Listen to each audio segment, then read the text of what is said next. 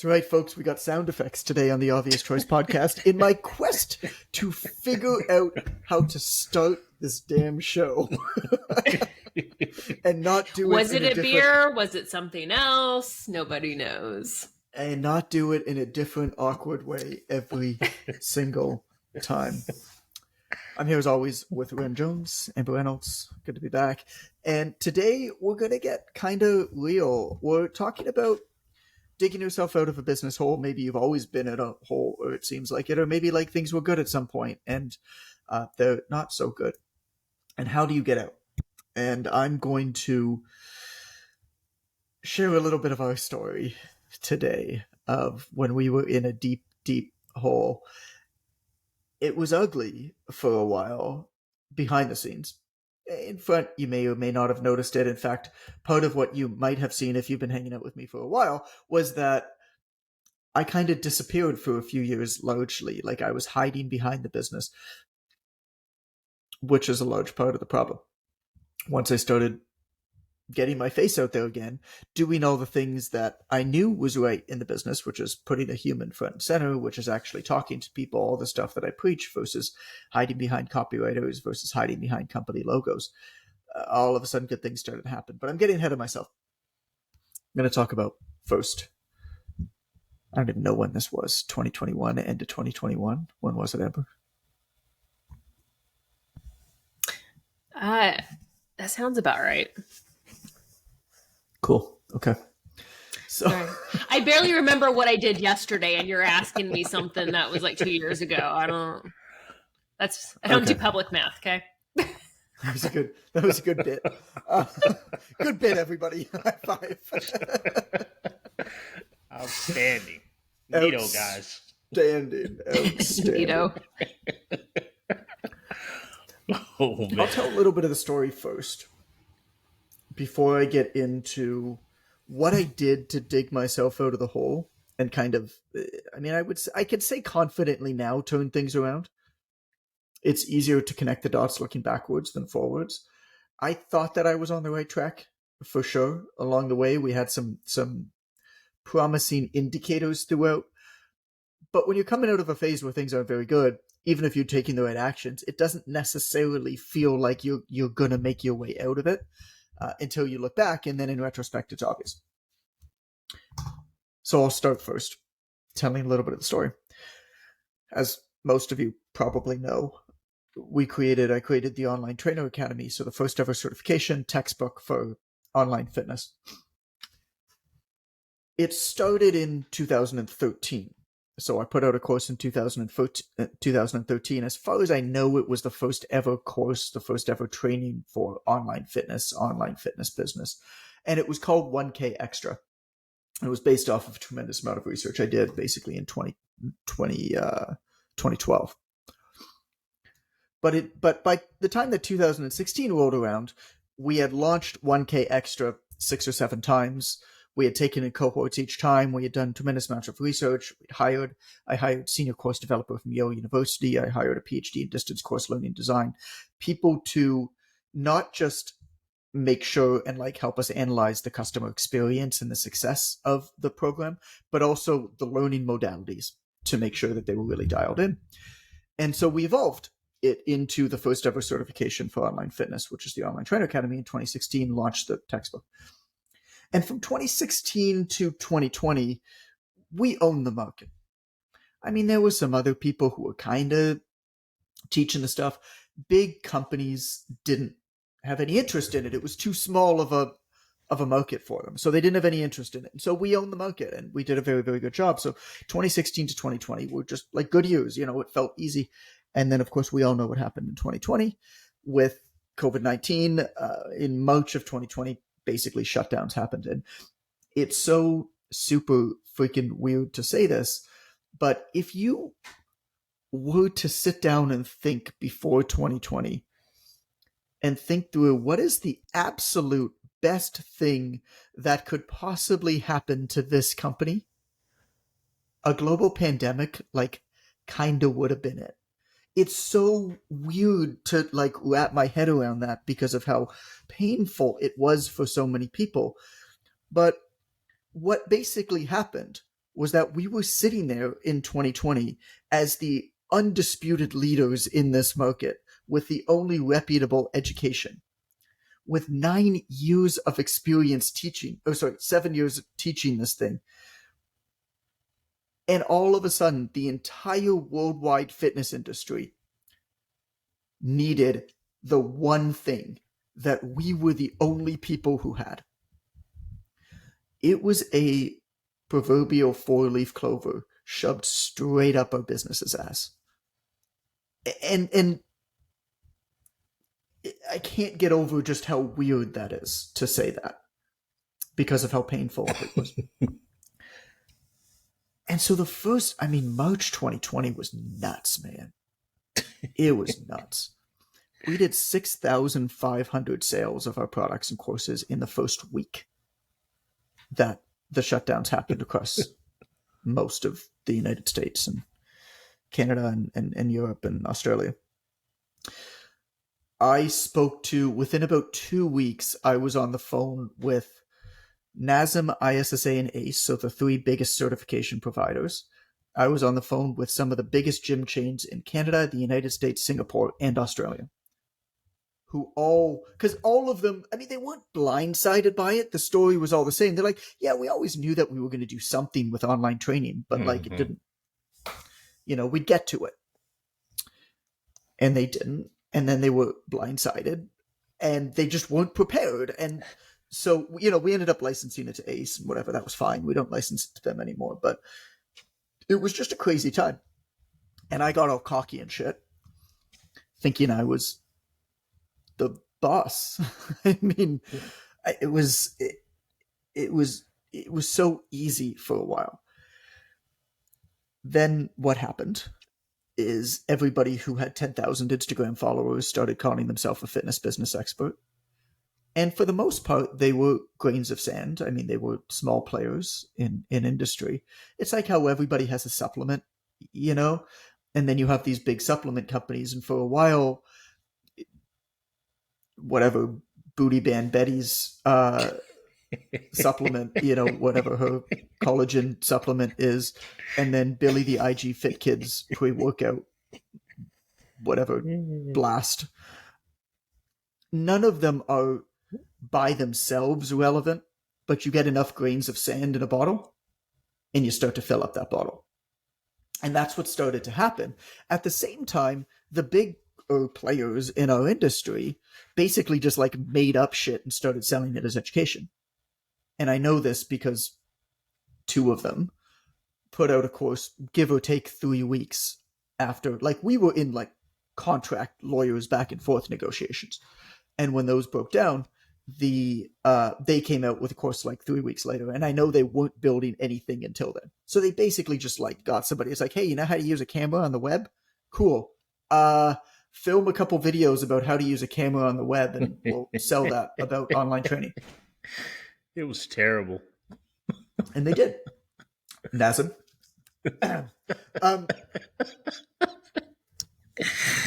Oh, man. But the market was artificially, the total available market was artificially high for a while.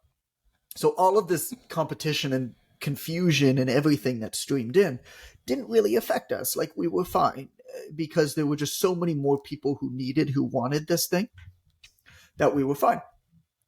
And this is where I made missteps as a business owner. I let my ego take control. I started to do all of the things that I was made to believe you should do when you become a successful business person. I didn't work in my business. I made my business work for me. Right? I delegated. Delegation is like AI. We're going to keep coming back to that. It's hey, what are you doing today? I'm delegating. Cool. What are you delegating? Oh, delegation's important. Oh, awesome. Awesome. Are you delegating something? Yeah, I'm delegating. Okay. What are you delegating? Oh, I'm delegating to people. Cool. Cool. And that's kind of what happened, is we didn't do it with enough forethought. I'm not saying delegation's bad. Obviously it's not. But I don't think that a lot of, I read all the books on I've read all the business books. Put it that way. Like, I've read all the business books. I've hired consultant after consultant after consultant. A lot of people who were very good at what they did. And the problem that I kept making was that I was not asking the right questions. I was looking for solutions first. And I was assuming solutions, and I'd follow that. So, we'd hire a contractor for $5,000 a month to help us improve conversions on a sales page. And they did. They did their job.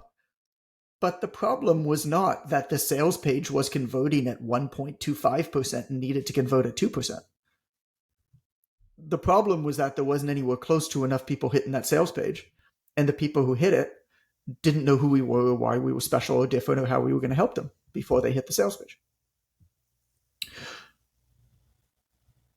So all of this was going on. And again, things were fine. But then, of course, the market settled itself. It was artificial growth in the market. Trainers either decided they didn't want to train online anymore when the gyms started opening back up, because they never really wanted to. A lot of people realized it was a lot harder than they thought. And they kind of hacked some shit together and it never really worked. And then they got frustrated and they gave up and became real estate agents. I still don't know why every trainer who doesn't make it as a trainer becomes a real estate agent. Can we talk about that for a minute? Nothing against real estate agents. It's just a really crazy phenomenon that I've seen. I think it's because they already got the pose down. The crossed arm pose, gazing across the camera is perfect for training, and it's easily transferable to real estate, John. All you need is a blazer. All you need is a blazer. Okay. Mm-hmm. Well, there you go. We nailed it. Solved that problem. Where was I? So the market went back down to what it was. But meanwhile, I had hired on all of these really expensive staff because I wanted to brag to my buddies that I hired this VP from this company and this head of marketing from that company, and look at all of these people older than me and more accomplished than me that are now working for me, right? I wanted to brag about that. And it felt good for a little while. But then I realized that I'm paying hundreds of thousands of dollars to each of these people in salaries. And all they're telling me to do is go hire more expensive consultants. And we just started, our revenue never really sunk. It didn't grow, but our expenses started to just exponentially increase. Exponentially, it's not true. Started to go up. And I remember the moment when the two lines crossed, when the expense line finally started to outpace the revenue line. That's a scary ass thing as a businessman. We still have never had a year where we've been negative, but we did have a year where it was really close. It was more or less break even. But here's the thing that people don't tell you when a business is break even, is that if you've got, let's say, $3.5 million in revenue and you've got $3 million in expenses, the revenue is not even month after month, but your payroll is, which means it's just this constant stress around payroll time, around the end of the month, paying all the bills, of moving around cash, of, you're looking at the thing and like, shit, we need to make 3 more sales. We need to make 5 more sales in order to hit our payroll obligations. And we were good over the year. But I wasn't sleeping. I was stressed constantly. And right around that time, when things were really... So I looked at, most of our revenue was in payment plans. And so we knew we weren't coming anywhere close to replacing the payment plans that were finishing. So if somebody had 6 months left on a payment plan or whatever, it's like, you're not getting any money from that payment plan after 6 months. And so we knew we weren't replacing those at the rate at which they were finishing anywhere close. And so I could look ahead and I was like, all right, September, we're in trouble.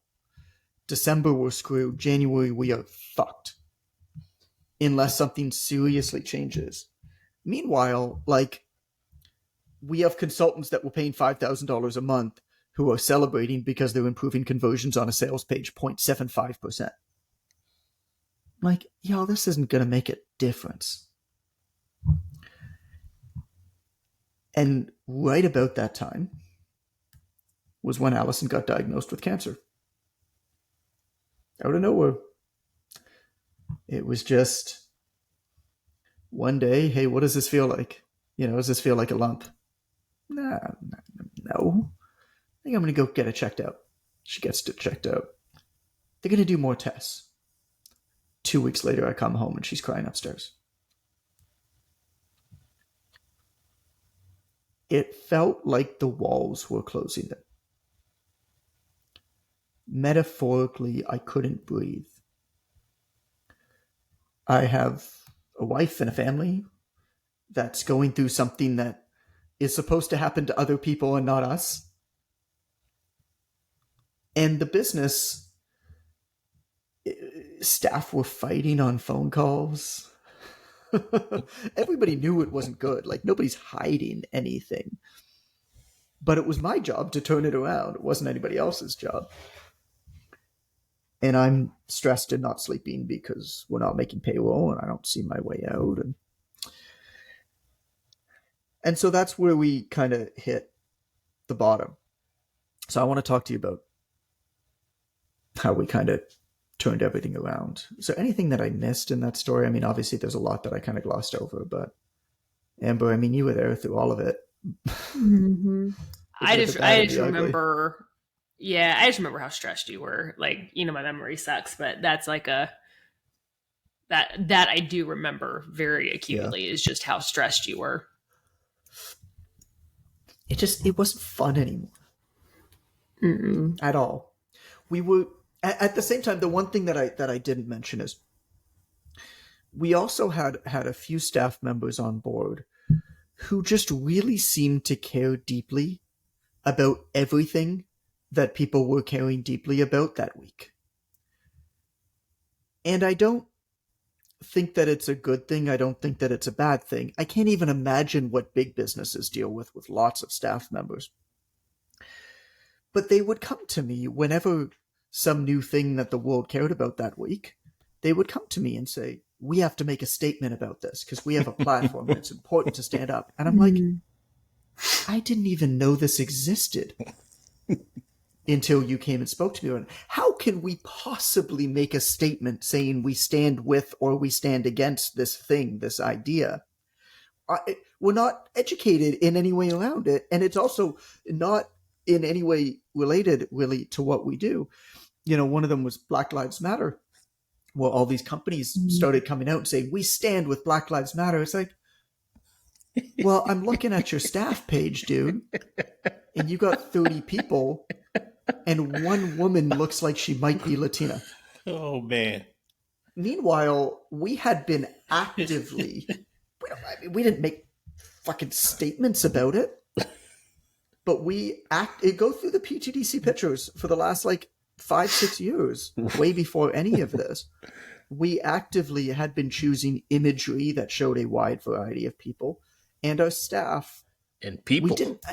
We didn't go out of our way, but our staff was very diverse. And that was something that, again, it wasn't like we hire you because you look this way, but we very much went to places to hire people that were a little bit out of the norm and searched a bit farther than we would have otherwise in an attempt to A, find the best person, B, build a diverse team. We didn't make a pithy statement about it when the world cared about it for those 2 weeks. But oh my gosh, we were representing this thing the whole time along, but we had staff who wanted us to. And so I'm taking that in as well. Like, they're upset about this stuff. So that was one other part of it. So what do you do when you're in that period where it feels like the walls are closing in, where it's not, you can't spend any more money on the thing. You have no time. You have negative time. You can't spend any more money. Right? What do you do? How do you start to get out of that hole? So I'll tell you what I did. And again, it's easy to connect the dots looking backwards. Just don't think that I had this all figured out all along. I don't want it to sound that way. The first thing that I did is I recognized that I just needed space. I needed to breathe. And I decided that just because we did stuff before, we no longer needed to do it. We might start doing it again at some point, but we no longer needed to do it. We had 15 articles or so that were in process. I just said, we're not publishing content on the P2DC anymore.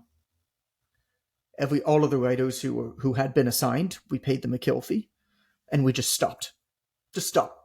Like we might stop at some point, but right now we need to just not do any of these things that we were doing because we had always done them, so that we can take a step back, create space, and once we've taken a few breaths, look at all of the stuff we have and say, okay, first principles, right? If we did not have a website that had 1,500 articles, that had all of this traffic, that had all of this stuff, if we didn't have that before, is that what we would do today in order to build it? And the second was that just massive expense cutting. I mean, that was the hardest part. Everything and anything, and figure it out and pick up your coattails afterwards. Figure out what you got to do afterwards. But I mean, I remember the moment when I realized I had to fire our entire staff. And it was, I didn't know what to do with myself. I mean, I never expected that I would be in that situation. We had to hire an employment legal team. And first of all, I mean, the process of it just sucks. Like, these people we cared about, they weren't the right people for the jobs that we had hired them for, but they were smart people, hardworking people, reliable people. And we were friends. And I had to admit to them on the phone that I had failed them. It's a shitty thing to do, man. But every single one of them is better off right now. So, number one, the process sucks of just, hey, like having these conversations. They're hard conversations to have. But the second part of it is, and this is one of the things nobody tells you when you start a business. I mean, the severance packages were 3, 4, 5 months out. So I'm sitting here, there's no space. We're like crushed, financially. And in order to take care of these people, we paid them really good severance packages, which the company was paying for months and months and months after they left. And we were getting no work in exchange for it. So when you fire somebody, you basically have to, like, it's like extra suffering almost on top of that. And there were a number of consultants and very expensive software. This software was $5,000 a month that did deep analytics. This software was $300 a month that did data analysis. This consultant was $5,000 a month. And we had signed year-long contracts with a lot of them. So I had to call all of them and try to beg to get out of it. And most of them let me, thankfully, except for Ring Central. Screw you guys. But most of them let me. And I don't think, I mean, I had no clue where any of this was going. All that I knew at this point was, I just need space to think, to breathe, to be there for my family, to figure this out. And if I'm completely honest, I have no idea how long this period was. Probably felt a lot longer than it was. It was probably a few months. But we didn't produce any content, right? We just took some time back. And then the next step was I said, I just need to talk to people again. I started to think about all of the things that I did that made the company successful in the first place that we stopped doing once the company became successful. Because now I'm a successful company owner. I don't do those things. And I was like, what are all those things? And it took on a couple. So number one, we did all of this. Like we were just drowning in data. We did so many customer experience interviews. We did so many research studies. We just had so much data, so many spreadsheets, so many interviews, everything. And as a result, it kind of meshed together and everybody was afraid to say stuff. And the way that we spoke became so bland and superficial and uninteresting. We edited the sales page, like for the Online Trainer Academy, over and over and over again, trying to say the right things based off of all of these interviews. And I'm not saying that that's a bad thing, but when you do it as many times as we did it, it just became so fluffy. It said everything and nothing at the same time. And I just thought, how about we just throw all of this out? Which is a hard thing to do because easily we spent a few $1 million on all of this data, which is a very hard thing to do. And I looked back at all of our sales figures and found and looked specifically for when we had the biggest launches of the Online Trainer Academy. And the biggest launch of the Online Trainer Academy was September 2017. So I went to the Internet Wayback Machine and I found the sales page for the Online Trainer Academy for September 2017. And I just set that as the sales page again. Didn't even think about it. Coincidentally, just saying that's about when I started working for you. So coincidence, I think not. Just saying. Well, there's another pattern. Oh, man. And the second thing was, when the company was going well, I was just talking to a lot of people. I did multiple bouts of hundreds of phone calls with people in our community. I was the one writing the content. I was the one having back and forth DM conversations and shooting a video, thanking somebody for reading my book. Like I was doing all of that, and I stopped doing all of it when we became a big company, right? So I was like, I'm just going to do this again. So I sent out a message to our entire audience community. And I just said, if you have a podcast, I'd love to appear on it. I don't care if you've done 0 episodes. I don't care if you've done 1,000 episodes. I don't care if you have thousands of listeners. I don't care if I don't even care if you start a podcast just to book me on. I would love to appear on your podcast, but only a podcast. I'm not going to do an IGTV. I'm not going to do a Facebook Live. And I'll tell you why that is in a second. Over the course of the next 2 months, I appeared on 70 podcasts. And my goal was twofold. The first was just to reconnect with our community, like just be energized by these awesome people that we were working with. Because inevitably it was like some of the best people in our community were the people who were asking me on. And the second was I needed to practice talking about what we do over and over and over and over again. And so what I did is that, they always ask, tell your story, what do you do? Like, what does the company do? Whatever. Tell us about yourself. And so I would do that, and I would practice talking about it and telling certain stories and talking about it in different ways. And I would listen to their responses, but I would also watch their body language. And I would just keep getting better and better and better based off of real conversations with real freaking humans in discussing what I did based off of how they responded to my discussion. And the reason why I wanted to do podcasts and not IGTV and Facebook Lives and stuff like that, well, I'll tell you a story first. So you go to any national park in the United States, it's the same thing. You drive up, you park in the parking lot, and you walk about 5 minutes on a really nice path to some like beautiful viewpoint, whatever. Like 98% of the people stop there. Walk 10 minutes later on that same path that's now become a dirt path, and all of a sudden you got the park to yourself. It takes so little to separate yourself from the pack in our industry that starting a podcast is not a hard thing to do, but it requires somebody to at least like go out of their way and figure out some shit and take some initiative. And so what I wanted to do was I just wanted to get to know them. Right? A lot of my career over the years has been predicated on being almost like a talent scout. Like we share a ton of stuff over tons of years from other people. We were the first, the PTDC, for a lot of people who are like big names now. The PTDC was the first site to publish them and pay them for their writing. And now 5 years later, some of those people have become notable names. That's a very good position to be in long term in the business.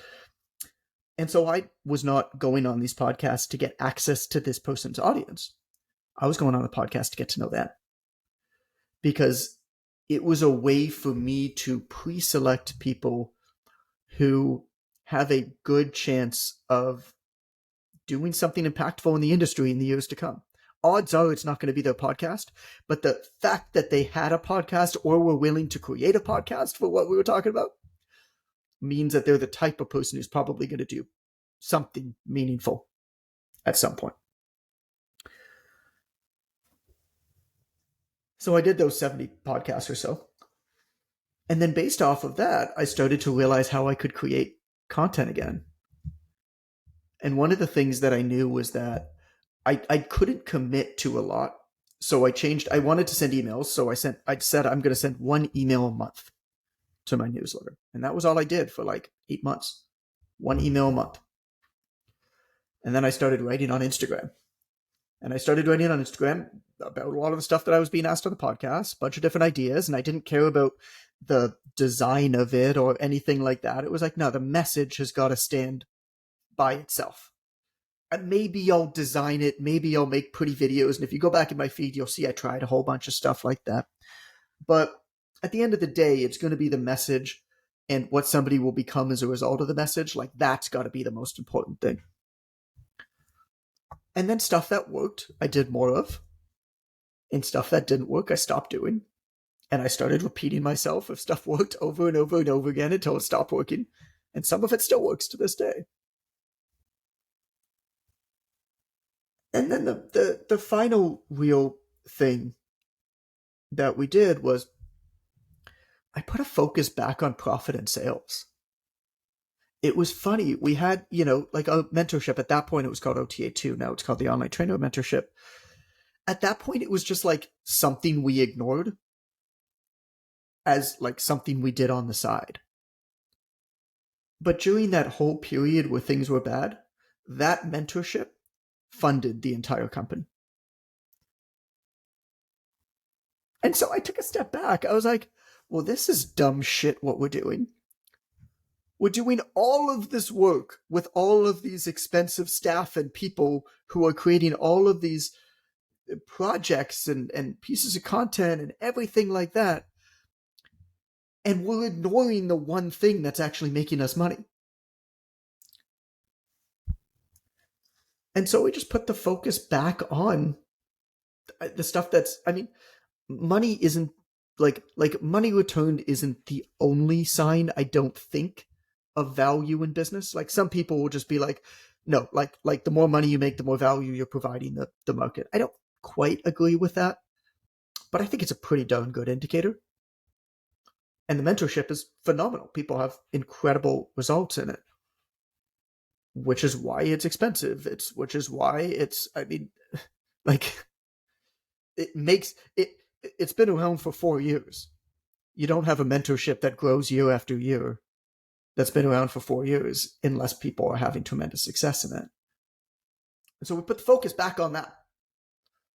And that became much more front and center in what we did versus getting wrapped up in all of the day-to-day operation stuff. We're like, the day-to-day operation stuff can sit by the side for a little bit.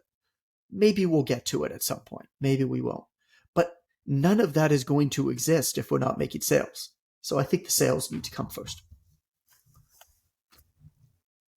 The only other thing that I'll mention here that made a really big impact on me was I got back to reading a lot of fiction.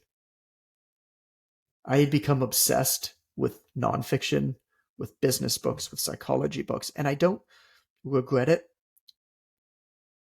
But sometimes you need just a good story. Sometimes you need to just let your brain work in those different ways. So I have 2 fiction books I'll recommend that are just, I think, just remarkable books. And I actually only read one of them during this time. The other one I read afterwards, but just amazing books. So one is called Humans by Matt Haig. If you're looking for great fiction, that was a fun one. Humans by Matt Haig. And the second one is by somebody named Hank Green. And it's called An Absolutely Remarkable Thing. And that's the first of a 2-book series. The second book kind of jumps the shark a little bit, but still a really good read. But that is, to this day, the best page turner that I've ever read. An Absolutely Remarkable Thing by Hank Green. I don't know. What do you guys think about all that?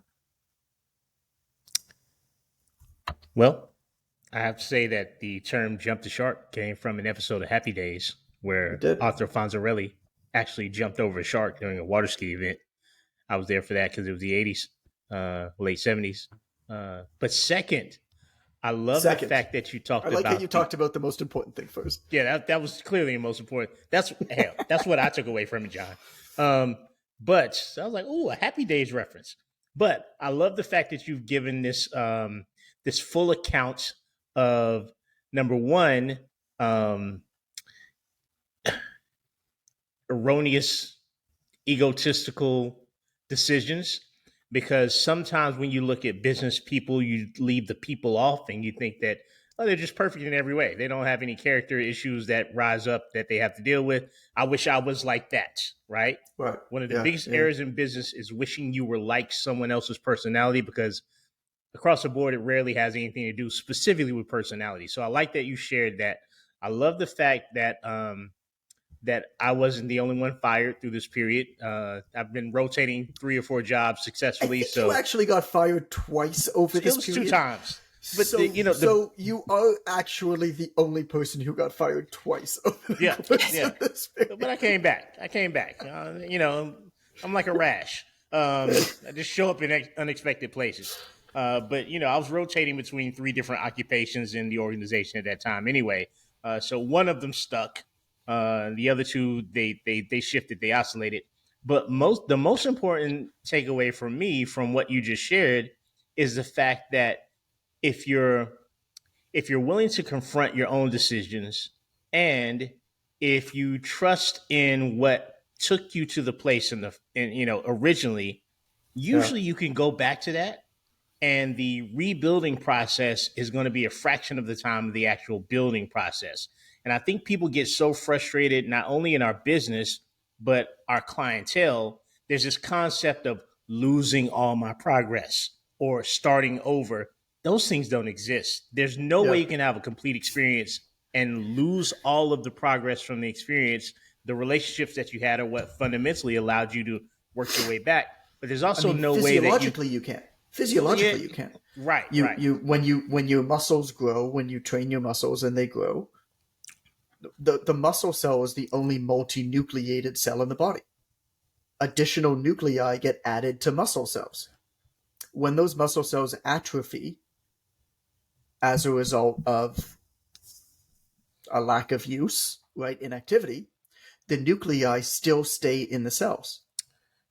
So when you work out the next time and you lift weights again after a period of inactivity, the muscles come back faster because they already have the nuclei in those muscle cells. And you definitely never start over. Like everything that you've done in any process informs your ability to shift, change, or re-engage that process. And so I think those are good takeaways from the story. Going and back the ability to let roots. Things go too. Yeah. That was the hardest. Yeah. That was the hardest. There was so much of me. I mean, I was like the PTDC guy. Mm-hmm. And that was my identity for a lot of years. Well, what do we do if we don't publish articles in the PTDC? That's what we do. That's what we do, right? So who am I if I don't do that? It's deep. That's hard. Yeah. It's very hard.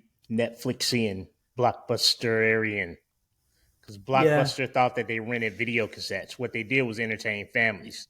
They were not willing to deviate from the fact that renting cassettes was a function of what their actual job was. And they didn't want to not rent cassettes to a certain extent. Yeah. I actually don't know a lot about the Blockbuster Netflix story. I should look into it. I know more about the digital camera. Like, you know, the dude who invented the digital camera worked at Kodak when he invented the digital camera. No way. And he showed it to his bosses at Kodak, and they basically said, "That's stupid. Take that somewhere else. We develop film here. What are you doing?" I don't know if there's enough information for a podcast about that subject.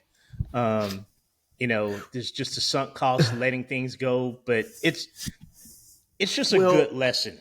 There's a I mean, this goes deeper into, so when it was time to really think seriously about Quick Coach, I dove deep. You know, my whole thing about like how I learn, where I do really concentrated spurts into subjects.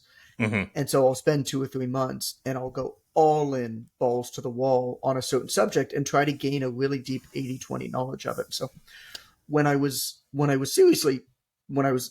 approaching the point where we were going to start Quick Coach, I wanted to learn how to work with a technical partner, pitfalls to look out for, and also like how to do a software company in a world where technological change is just accelerating at such an insane speed that if you try to compete on the quality of your technology and how up to date it is, you need to have hundreds of millions of dollars in funding. Mm-hmm. And so I wanted to like look into this, right? And so one of the books that I read was called The Innovator's Dilemma, which is like a famous kind of Silicon Valley book. And they talked about the Kodak story, which is why I knew it. But the main crux of it is innovators need to recognize that their existing business model is going to be destroyed, and it's their responsibility to build the competition that destroys their own business. Mm-hmm. And so there is, there's a lot to be said there, but I mean, we're talking like startup Silicon Valley stuff more than anything else. But it is true. I don't think a lot of the people listening to this podcast really need to think about it much, but it is true. It is very true. Like what you used to do, right, is not, just because you did something before doesn't necessarily mean that it's what you should do moving forward. I mean, that's sunk cost. It's and it's also just like comfort, like what you know how to do.